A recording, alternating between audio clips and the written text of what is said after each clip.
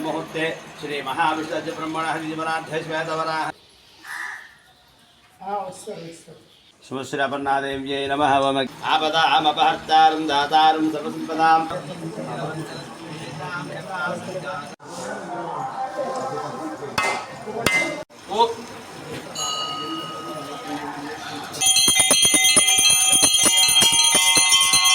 मंगलानि भवन्तु। नमः पार्वतीपतये। देवता प्रसयमद नमः। अहं वन्दे सर्वाभि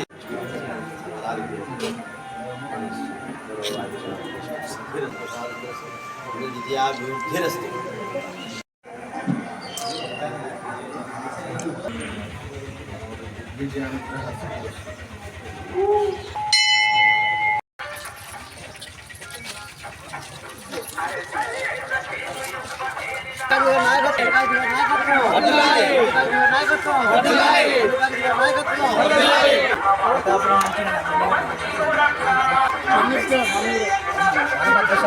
పద్మశాలి పెట్టడం ఇక్కడే చంద్రుతు కూడా నాది.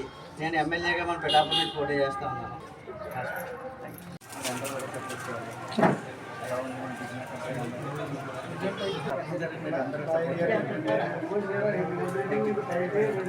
కోటు మీరందరూ కూడా కోటు గుర్తు మీద వేసి నన్ను నెగ్గిస్తే మీలాంటి వాళ్ళ కష్టాలు అందరివి ఎంత ఇచ్చినా నా వంతు ప్రయత్నం చేస్తాను. ఎన్నికల ప్రచారంలో భాగంగా మొదటగా తాడిపర్తి గ్రామంలో ఉన్న అపర్ణాదేవి ఆలయాన్ని నేను ఈరోజు సందర్శించడం, ఆ అమ్మవారి ఆశీస్సులు మా అందరి మీద, మా పార్టీ మీద ఉండాలని మనస్ఫూర్తిగా మేము కోరుకోవడం జరిగింది. అదేవిధంగా ఒక పద్మశాలిగా, ఒక చేనేత బిడ్డగా మార్కండేయుని కూడా నేను దర్శించుకున్నాను. ఇదే తాడిపర్తికి కొన్ని వందల వేల సార్లు నేను నా చిన్నప్పటి నుంచి రావడం, మేము అందరం ఇక్కడే కలిసి నా చుట్టాలందరితో, నా మిత్రులందరితో ఆడుకోవడం అన్నీ నాకు ఈరోజు మరీ ఒక్కసారి గుర్తు చేసుకోవడం జరిగింది.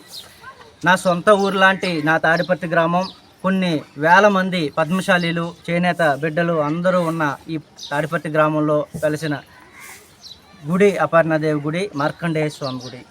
ఈ స్వామివారి అమ్మవారి ఆశీస్సులతో 2024 ఎన్నికల బరిలో నేను కూడా పిఠాపురం నుంచి ఉన్నాను.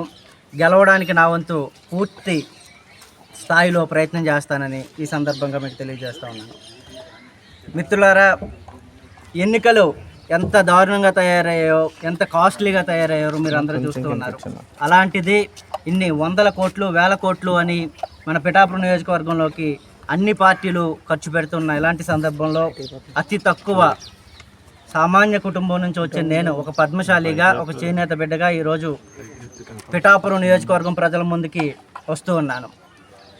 ఉప్పాడలో, కొత్తపల్లిలో, చందుర్తిలో, తాడిపర్తిలో, గొల్లపురంలో ఇలా వివిధ రకాల ప్లేసుల్లో పద్మశాలీలు కొన్ని వేల సంఖ్యలో ఉన్నారు. వీరందరూ కూడా నన్ను ఆశీర్వదిస్తారని నేను నమ్ముతా ఉన్నాను. అదేవిధంగా బీసీ సోదరులందరూ సుమారు 70 నుండి 80 వేల ఓటింగ్ నాకు ఉంది. అదే ఎస్సీ ఎస్టీ సోదరులు అందరూ కూడా నేను అదే పార్టీలో పనిచేస్తూ ఉన్నాను. ఓసీ సోదరులు నాకు కొన్ని వేల మంది మన పిఠాపురం నియోజకవర్గంలో పరిచయాలు ఉన్నాయి. వీళ్ళందరినీ కలవడానికి ప్రయత్నం చేస్తాను.